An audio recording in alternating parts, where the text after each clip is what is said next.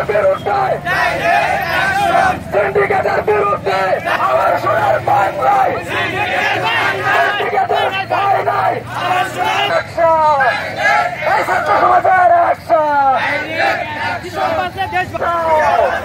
কৃষক বাঁচাও, action to action.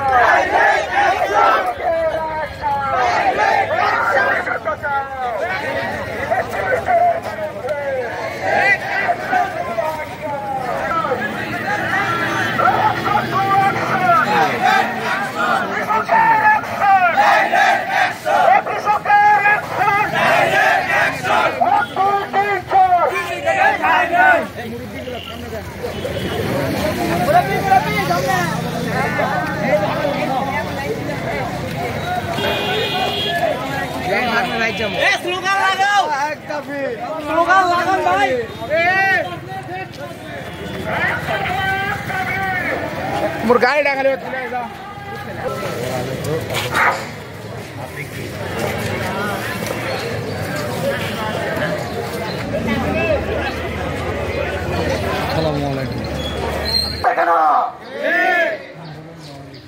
তাদের কান্না থেকে দেখতে হবে।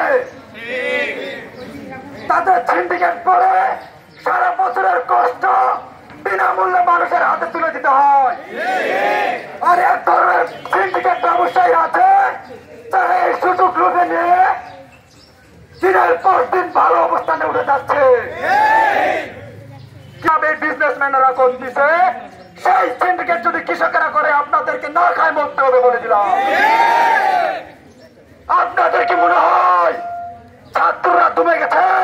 না, অন্যায়ের বিরুদ্ধে 24-এর আন্দোলন হয়েছে, বারবার হবে। কোনো অন্যায় ছাত্ররা মানে নিবে না। আপনাদের আবারও হুঁশিয়ার করে দেয়, আপনারা যদি কোন ফ্যাসিবাদ বা কোন অপশক্তিকে কাজে নিয়ে কোন স্বৈরাচারী করতে চান, কৃষকদের দমাতে চান, সিন্ডিকেট করতে চান, স্টোরেজ সহ বিভিন্ন জায়গাতে ভাড়া বৃদ্ধি করে কৃষকদের মারতে চান, তাহলে শুনে রাখেন আমরা বসে থাকবো না। আমি একজন সাধারণ কৃষক পরিবারের সন্তান, কিন্তু আপনারা আমরা সকলে জানি আমাদের কৃষকরা কষ্টের মধ্যে রয়েছে।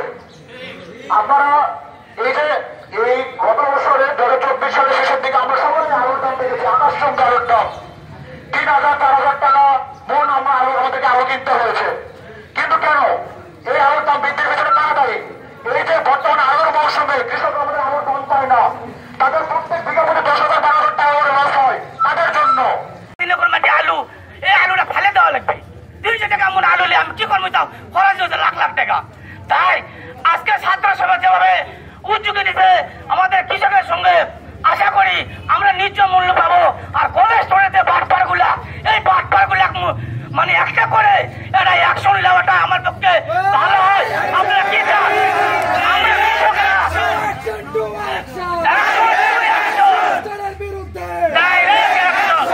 আমি চাই ছাত্র ভাইয়েরা যেভাবে আমাদের সঙ্গে আছে, এই প্রতিটা আমরা কৃষক ভাইয়েরা আমরা তাদের সঙ্গে আছি একমত। যে কোনো সময় থাকলে আমরা কৃষকেরা তাদের সঙ্গে সক্রিয় ভাবে একত্রিত ভাবে আছি। এই কথা বলে আমি আমরা 3700 টাকা ব্রাকের আলু কিনেছি, 100 টাকা কেজি বীজের আলু পড়েছে আমার। সেই আলু কিনে আজকে আমি আলু বেচালাম 309 টাকা কেজি।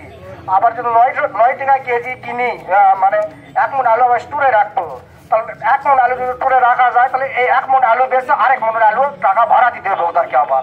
তো তাহলে আমরা কি এই পর্বে আমরা কিভাবে কি করব আমি জানি না। আমি 3 বিঘা মাঠে লাগাচ্ছি, মনে করেন প্রায় আমার 40,000 টাকা আমি নিজে খাটিয়েছি, তারপরেও 40,000 টাকা পার বিঘা খরচ হয়েছে।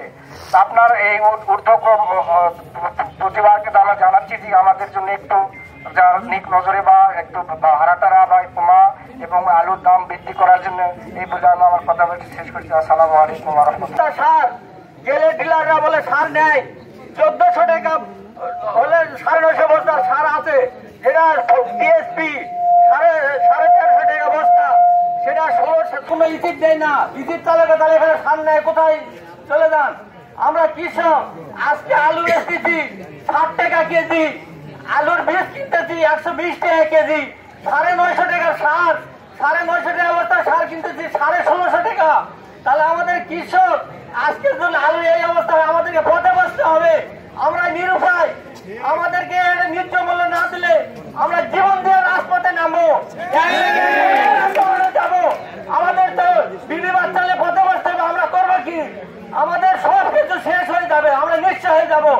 আমি সরকারের কাছে এবং মাননীয় উপজেলা অফিসারের কাছে আমি অনুরোধ করব যেন আমরা ন্যায্য মূল্য পাই সর্বক্ষেত্রে, তাহলে আমরা বাঁচতে পারবো। যে দেশে বাংলার কৃষক, সে দেশে আমাদের প্রতি কোনো নজর নাই, যেখানে সবাই যেন এর দিকে একটু দৃষ্টি রাখে, এই বলে আমার বক্তব্য শেষ করছি।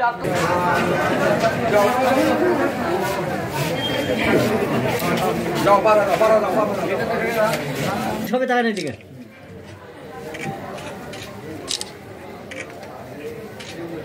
স্যার একটু